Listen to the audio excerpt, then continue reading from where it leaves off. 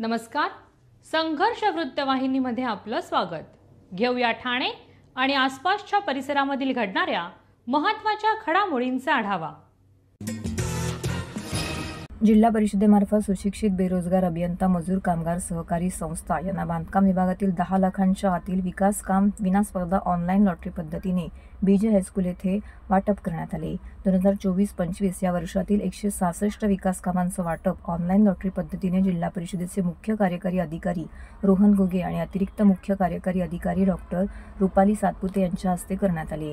यावेळी जिल्हा परिषद अंतर्गत ग्रामीण विभाग विकास करण्यासाठी तंत्रज्ञानाची जोड घेऊन विकास कामांचे लॉटरी पद्धतीने वाटप करण्यात आले। यावेळी कार्यकारी अभियंता संदीप चव्हाण, उपकार्यकारी अधिकारी सुनील बच्चाव, संजीव यशवंत, बांधकाम विभागातील अधिकारी, कर्मचारी, ठेकेदार, सुशिक्षित बेरोजगार अभियंता मोठ्या संख्येने येथे उपस्थित।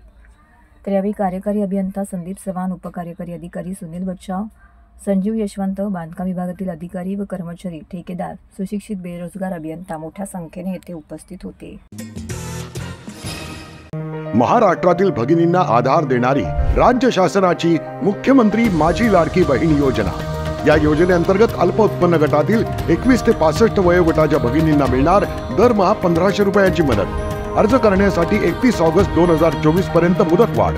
कुटुंबाचं वार्षिक उत्पन्न 2.5 लाख रुपयांपेक्षा कमी असलेल्या महिला पात्र। कुटुंबाकडे पिवळं किंवा केशरी रेशन कार्ड असल्यास उत्पन्नाचा दाखला आवश्यक नाही। पांढरं रेशन कार्ड असेल किंवा रेशन कार्ड नसेल तर कुटुंबाचं वार्षिक उत्पन्न 2.5 लाखांपेक्षा कमी असल्याचा दाखला आवश्यक। योजनेसाठीचा ऑनलाईन अर्ज नारी शक्ती दूत ॲप वरून किंवा पोर्टलवर भरता येईल। ज्या भगिनींना ऑनलाईन अर्ज भरता येत नसेल त्यांच्यासाठी अंगणवाडी, ग्रामपंचायत, वॉर्ड ऑफिस, सेतू सुविधा केंद्रामध्ये किंवा आशाताई बचत गटाच्या CRP यांची मदत उपलब्ध। आता आपल्याला अभिमानाने म्हणता येईल, सुखी आणि सुरक्षित आहे माझी लाडकी बहीण।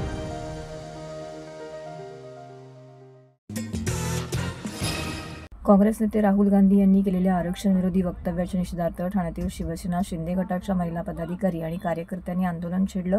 ठाण्याच्या कोर्टनाका येथील महामानव डॉक्टर बाबासाहेब आंबेडकर यांच्या पुतळ्याजवळ हे निषेध आंदोलन केलं। यावेळी राहुल गांधी यांचा प्रतिकात्मक पुतळ्याला जोडे मारून पुतळ्यांचे दहन करून रोष व्यक्त करण्यात आला। तसेच जोरदार घोषणाबाजी करीत शिवसेना महिला आघाडीने राहुल गांधी यांचा निषेध नोंदवला। अमेरिकेतील दौऱ्यात काँग्रेसचे नेते राहुल गांधी यांनी आरक्षण विरोधी वक्तव्य केल्याबद्दल देशभरात संताप व्यक्त केला जात आहे। या पार्श्वभूमीवरती शिवसेना शिंदे गटानेही राहुल गांधींचा निषेध केला आहे। संविधानाने दिलेले आरक्षण हिसकावून घेण्याची मानसिकता काँग्रेसच्या नेत्यांची आहे। राहुल गांधी यांनी आरक्षणासारख्या गंभीर मुद्द्यावरती बेताल वक्तव्य करून देशातील जनतेच्या भावना दुखावल्या आहेत। अशा वक्तव्यामुळे समाजात संभ्रम निर्माण होऊ शकतो आणि हा काँग्रेसच्या नेतृत्वाचा असंवेदनशीलतेचा नमुना असल्याचे शिवसेना महिला आघाडीने म्हटलं आहे। तेव्हा राहुल गांधींनी आपले वक्तव्य मागे घेऊन देशवासियांची माफी मागावी, अन्यथा यापुढे आंदोलन तीव्र करण्यात येईल असा इशारा देखील देण्यात आला। यावेळी शिवसेना ठाणे विधानसभा क्षेत्रप्रमुख हेमंत पवार, शिवसेना शिंदे गटाचे प्रवक्ते राहुल लोंढे, माजी नगरसेवक राम रेपाळे, एकनाथ भोईर, उमेश पाटील, सुधीर कोकाटे यांसह इतर महिला आघाडीच्या शिवसेनेच्या कार्यकर्ते येथे उपस्थित होत्या। राहुल गांधी नेहमी परदेशात जाऊन आपल्या देशाचा अपमान करतात आणि हा राष्ट्रद्रोह आहे, म्हणून त्याच्यावर राष्ट्रद्रोहीचा गुन्हा दाखल झाला पाहिजे आणि कडक कारवाई झाली पाहिजे। आणि पुन्हा जर त्यांनी ते कृत्य केलं तर आम्ही शिवसैनिक त्यांना महाराष्ट्रामध्ये फिरू देणार नाही आणि आमच्या शिवसेना स्टाईलनी त्यांना दाखवून देऊ की शिवसैनिक काय असतो। म्हणून राहुल गांधी, तुम्ही आता ह्या देशाचा अपमान परत परदेशात करू शकत नाही, लक्षात ठेवा। राहुल गांधीने याच काँग्रेसच्या चोराने संविधानावर हात ठेवून मतं मागितली। त्याच राहुल गांधीने आपल्या संविधानाचा अपमान बाहेरच्या देशात जाऊन करणं, हे देशाची बदनामी बाहेरच्या देशात जाऊन करणं हे कितपत योग्य आहे। आणि अशा राहुल गांधीला या देशात राहण्याचा सुद्धा अधिकार नाहीये आणि म्हणून या काँग्रेसचा आणि राहुल गांधीचा आम्ही या ठिकाणी निषेध केला। राहुल गांधीचा आमच्या महिलांनी सुद्धा पुतळा अगदी उलटा करून जाळला तर त्याची हीच परिस्थिती या हिंदुस्थानामध्ये होणार आहे। याच काँग्रेसवाल्यांनी धोका देऊन बाबासाहेबांना पराभूत केलं। तेव्हाच बाबासाहेबांनी सांगितलं होतं की काँग्रेस हे जळतं घर आहे, तिकडे जाऊ नका। बाबासाहेबांनी तेव्हा संदेश दिलेला आहे आणि जे ओठात होता ते ओठावर राहुल गांधींच्या आलेलं आहे। आणि आरक्षण त्यांना नको आहे, डॉक्टर बाबासाहेब आंबेडकर तर त्यांना नकोच होते, पण फक्त डॉक्टर बाबासाहेब आंबेडकरांच्या नावावर मतं मागायची, वोट बँक तयार करायची, असं काँग्रेसने गेल्या 60-70 वर्षात केलेलं आहे। आता त्यांचा तो बुरका फाटला गेलेला आहे। कुठल्या तरी बाहेरच्या देशात जाऊन, अमेरिकेत जाऊन डॉक्टर बाबासाहेब आंबेडकरांनी जे प्रचंड संघर्ष करून कष्ट घेऊन हे जे संविधान तयार केलंय देशामध्ये भारताचं संविधान, जगामध्ये भारताचं संविधान सर्वश्रेष्ठ समजलं जातं. संविधान बदलण्याचा घाट काँग्रेसवाले करतायत आणि म्हणूनच बाबासाहेबांचं संविधान अमर आहे. जब तक सूरज चांद रहेगा बाबा साहब का संविधान रहेगा. हे मोदी सरकारने पण सांगितलेलं आहे. आमच्या महाराष्ट्र सरकारने अर्थात मुख्यमंत्री एकनाथ शिंदे साहेबांनी वारंवार सांगितलेलं आहे की बाबासाहेबांच्या संविधानावर एक चहावाला देशाचा पंतप्रधान होऊ शकतो. बाबासाहेबांच्या संविधानावर एक रिक्षावाला या महाराष्ट्राचा मुख्यमंत्री होऊ शकतो. ही संविधानाची ताकद आहे. ते संविधान कोणीही बदलू शकत नाही. सोमवारी ईद मिलादची शासकीय सुट्टी रद्द करून बुधवारी 18 सप्टेंबर रोजी देण्यात येणार आहे. ईद मिलाद मुस्लिम धर्मियांचा सण असून मुस्लिम बांधव मोठ्या प्रमाणामध्ये हा सण साजरा करतात. यावेळी जुलूस कार्यक्रमाचं आयोजन करण्यात येतं. मंगळवारी 17 सप्टेंबर रोजी अनंत चतुर्दशी म्हणजेच गणपती विसर्जन असल्याने दोन्ही समाजामध्ये शांतता आणि सामाजिक सलोखा राखण्याकरिता या सुट्टीमध्ये बदल करण्यात आलेला आहे. याविषयी शासकीय परिपत्रक देखील काढण्यात आलेलं आहे. राज्य शासनाने अधिकृत सूचित केलेल्या 24 सार्वजनिक सुट्ट्यांमध्ये ईद ए मिलाद या सणाची सुट्टी सोमवारी 16 सप्टेंबर 2024 रोजी देण्यात आली होती. मात्र आता या सुट्टीत बदल करण्यात आला आहे. ईद ए मिलाद हा मुस्लिम धर्मियांचा सण मुस्लिम बांधव मोठ्या प्रमाणामध्ये साजरा करतात. यावेळी जुलूस कार्यक्रमाचं आयोजन करतात.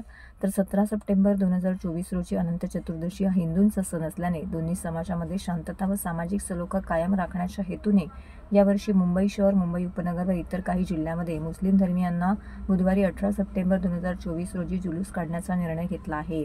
मुंबई शहर, मुंबई उपनगर या क्षेत्रामध्ये 16 सप्टेंबर 2024 करिता घोषित केलेली ईद ए मिलादची सार्वजनिक सुट्टी रद्द करून ती 18 सप्टेंबर 2024 या दिवशी जाहीर करण्यात आली आहे. शिवसेनेचे दिवंगत ठाणे जिल्हा प्रमुख आनंद दिघे यांच्या टेंभी नाक्यावरील आनंद आश्रमामध्ये शिंदेच्या शिवसेनेचे काही पदाधिकारी नोटा उधळत आल्याची एक चित्रफीत समाज माध्यमांवरती प्रसारित झाली आहे. यावरून आता आनंद दिघे यांचे पुतणे आणि ठाकरे गटाचे ठाणे जिल्हा प्रमुख केदार दिघे यांनी शिंदेच्या शिवसेनेवरती टीका करत आमचा आनंद हरपला अशी प्रतिक्रिया समाज माध्यमावरती नोंदवली आहे. शिवसेनेचे दिवंगत ठाणे जिल्हा प्रमुख आनंद दिघे यांच्या टेंभी नाक्यावरील आनंद आश्रमात ठाणेकरांच्या समस्या सोडवण्याचं काम केलं जातं. दिघे यांचे समाजकार्य धर्मवीर चित्रपटातून दाखवण्यात आले होते. मुख्यमंत्री एकनाथ शिंदे हे दिघे यांचे शिष्य म्हणून ओळखले जातात. त्यांनी काही वर्षापूर्वी आनंद आश्रमाचे नूतनीकरण केले. शिवसेनेतील फुटीनंतर आता राज्यातील सत्ता बदलानंतर मुख्यमंत्र्यांनीच याच कार्यालयातून शिवसेना पक्षाचं काम सुरू केलं. सध्या हे कार्यालय मुख्यमंत्री एकनाथ शिंदे यांच्या शिवसेनेच्या ताब्यात आहे. दरम्यान कार्यालयात नोटा उधळतानाची चित्रफीत समाज माध्यमावरती प्रसारित झाल्याने खळबळ उडाली आहे. गणपती विसर्जनासाठी आणलेले ढोल पथकाने टेंभी नाक्यावरील आनंद आश्रमामध्ये वादन केले. त्यावेळी त्यांच्या टेंभी नाका शाखा प्रमुख निखिल बुरजुळे आणि पोलीस लाईन शाखा प्रमुख नितेश पाटोळे यांनी नोटांची उधळण केली. त्यांची चित्रफीत समाज माध्यमांवरती प्रसारित झाली आहे. त्यावरून आता संतप्त प्रतिक्रिया उमटू लागल्या आहेत. तर आनंद दिघे यांचे पुतणे आणि ठाकरे गटाचे ठाणे जिल्हा प्रमुख केदार दिघे यांनी शिंदेच्या शिवसेनेवरती टीका केली आहे.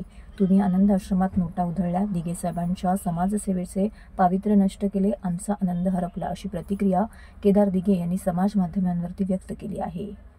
तर ठाण्यातील राष्ट्रवादी शरद पवार पक्षाचे ठाणे जिल्हा अध्यक्ष सुहास देसाई यांनी देखील दिघे साहेबांच्या समाधीवरती जाऊन माफी मागितली व निषेध नोंदवला आहे. संबंधित कार्यकर्त्यांनी केलेला प्रकार हा चुकीचा आहे, आम्ही त्याचे समर्थन करत नाही असं यावेळी वक्तव्य खासदार नरेश म्हस्के यांनी केलं आहे. त्याचबरोबर कार्यकर्त्यांना योग्य ती समज दिली असून त्यांना पदावरून दूर केलं आहे.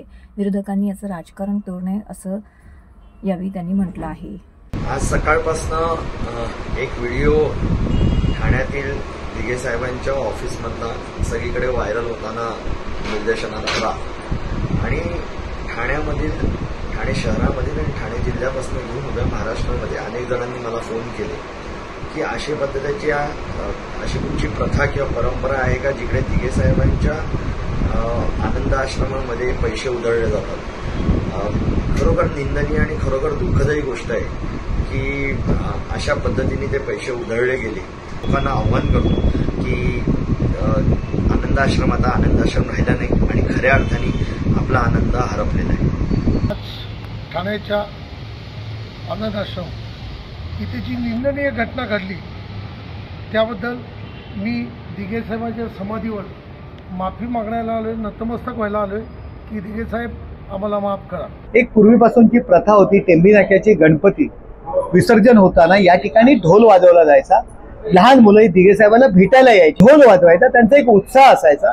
आणि दिघे साहेब त्यांना बक्षिसी द्यायचे. काल जो प्रकार झाला परवा, त्या ठिकाणी आतमध्ये त्यांनी ढोल वाजवले. आमच्या ज्या कार्यकर्त्याकडून, ज्या शिवसैनिकाकडनं अशा पद्धतीने जे पैसे उधळले ती चुकीची गोष्ट आहे. त्याला कोणीही पाठीशी घालत नाहीये. त्यांनी त्यांना बक्षिसी पद्धतीप्रमाणे द्यायला पाहिजे होती.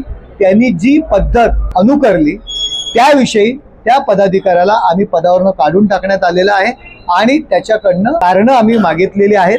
परंतु याचा उपयोग चुकीच्या पद्धतीने दिघे साहेबांची परंपरा, आनंद आश्रम, आज तुम्ही पाहताय या ठिकाणी लोक आपली दुःख घेऊन येत असतात, अन्यायग्रस्त लोक येत असतात. ही प्रथा कायम आहे. दिघे साहेबांचे उत्सव असतील, दिघे साहेबांची परंपरा आहे, ती कायम या ठिकाणी राखली जाते आणि दिघे साहेबांबद्दल यांनी आम्हाला शिकवण्याची गरज नाहीये. तर हे होतं संघर्ष वृत्तवाहिनीचं आजचं बातमीपत्र. उद्या पुन्हा भेटू याच वेळी याच ठिकाणी ताज्या घडामोडींसह. तोपर्यंत नमस्कार.